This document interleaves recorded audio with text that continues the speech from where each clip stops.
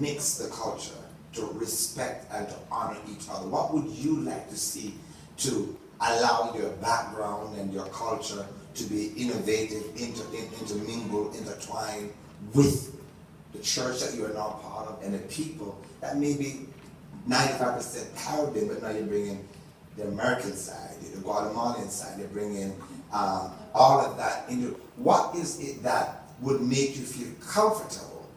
How would a church not only receive you, but also use what you have to make it greater? Love.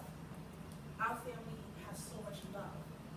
Even when we're angry, we embrace each other. We'll curse each other out, but we'll still show up at Nadia's house to eat on Monday. Wow. We'll still come together on Wednesday night and pray. And we'll be mad. But we try to talk. And we express how we feel, but we do it with love. Even when there's disagreement, like right now, me and my sister is going through it. Wow. But none of the nieces and nephews are getting involved, and we all still come together. We just attended my niece 616, and me and my sister were mourning. No one never knew. No one never knew because we still embrace each other with love, and we also talk. We communicate effectively.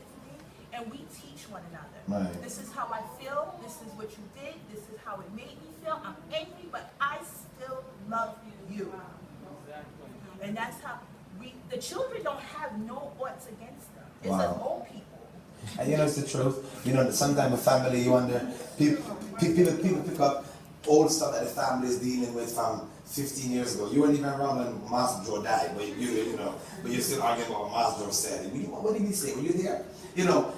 So then, Sister Nicolette, is it then important to say that we do need to have social dynamics in our church? Yes. How to, that's what I was getting to, that piece where, how do we function with others on a social, not only spiritual, you know what I mean, but a cultural way. I think it has a lot to do with our leadership. Yeah. Leadership after now break down the barrier. And that's why when I say to us, Mother Irons, if we're having a prayer breakfast, you're not going to see banana and ackee and boiled dumpling and fried dumpling and kidney and callaloo. And please, put some sausage on there, put some bacon, put some pancakes, some fried eggs. Come on, somebody. You mix it up. You know, mix it up. Everybody come in, well, what's that from Jamaica? What's that from Jamaica? What's that Jamaica? Okay, Jamaica no. It's not a Jamaican. It's a multicultural, multifaceted. One of the things I told ladies, I said, ladies, I saw the church with different flags in the back. We moved the chairs, and there was every culture in our church that was represented. And the Lord said, you need to, that's how you're going to begin to build diversity. Somebody's going, oh, that's my country flag. They can now represent, they know that we're represented here, we are welcome here. So can I just quickly say, I visited my friend's church in New Jersey when I just came here. And it's a really big church.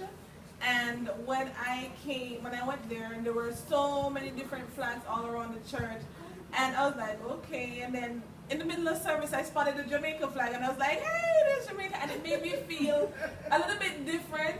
I'm not saying just the flag being there, it made me feel, because I was like, why is everybody else's flag there? And what happened to Jamaica? And then I saw it, and there was something different. It's small, but it makes sense. So it's definitely important for individuals of different cultural background to have something in the church that they can identify. Express, yes. And this is where Pastor Fitz, as I said, being responsible for the culture of the church. This is where now you may have to have a culture day. Yes, exactly. Or a cultural cook-off, you know, with different culture, different dishes. And it's going to be a fundraiser to $5. Everybody come in, and afterwards we eat all we want to eat, but different countries represent, express their dishes, show what the dishes are, and afterwards we dive in and eat and fellowship together. You're making money at the same time, we're putting up new chairs, buying new system, the church, and it builds creativity, it builds unity, and it builds oneness. And now we are respecting each other's culture. So I can go to the leader, you know, that thing you cooked last week, give me the recipe for that. I want to try that. And before you know it, she may use coconut, but I may use pineapple. Put a spin on it. Well, it's a pineapple coconut dish. Let's go. And before you know it, you have diversity, and that is how you open the cultural barriers in our church. I literally picked that up when we were doing the prophetic conference. I remember when you said to me that the Apostle Tillman and you were saying that literally we cannot have just Jamaican food. They're not going to eat it. Listen. A white lady came to my mom's home. Oh Lord Jesus. And my mom had chicken fingers in the chicken foot in the freezer. You know, she made chicken foot soup, and you got 2 parts of the fridge. And the white lady opened the freezer part and fall out and faint. When the police come, tell them so we have baby finger. You know, baby finger, baby hand. We have baby hand in the freezer. See the hand? Yeah. Frozen baby hand. And the white lady fainted and was out. Because, you know, so culturally, so I was telling Mr. Nicolette, I said, Mr. Nicolette, listen to me. Nobody don't want your chicken back soup and something. Put your soup away. If it's not broth and a little carrot and a little celery and all of that, and the noodles in it, don't bother with it. You want to bring dumpling, yam, cocoa, this, that, and there's something thick, look like porridge, and they serve these American people. And listen to me. They're going to ask you, how do we eat this? What is that? And I have to sit and round up the mouth and explain to her, well, that's potato. And that's dumpling. What's dumpling? Flour. Dashing. What's that? It's a type of yam. What kind of yam? What is it on the ground? What's ground? Listen. Leave that soup to yourself. So now I have to now have a cookbook to explain to her what goes into it. Take her time for it. They know meatballs, they know chicken wings, they know fries, and they know fried whitening, and that's it. Thank you. Cold cuts. And so the Jamaican came one night and said, Pastor, I am going to make pork. No. I said, save the pork for another day. These people don't want to do this shaky thing in their plate when they're in this jello. And you have to be open to the culture, because if you're not, they're not going to do it. And guess what? They ate every night and they were comfortable. And guess what? So guess what they did? Pastor Hines and all of them, they made the dishes that they're used to and put a little Jamaican twing and a little Caribbean flavor to it. They said, this tastes good. Sister Arlene did it, and it tastes good. But guess what? It's something that they can't recognize. That's how you do it. So the 2 things we walk away from in combining culture and observing different differences is respect and open mind.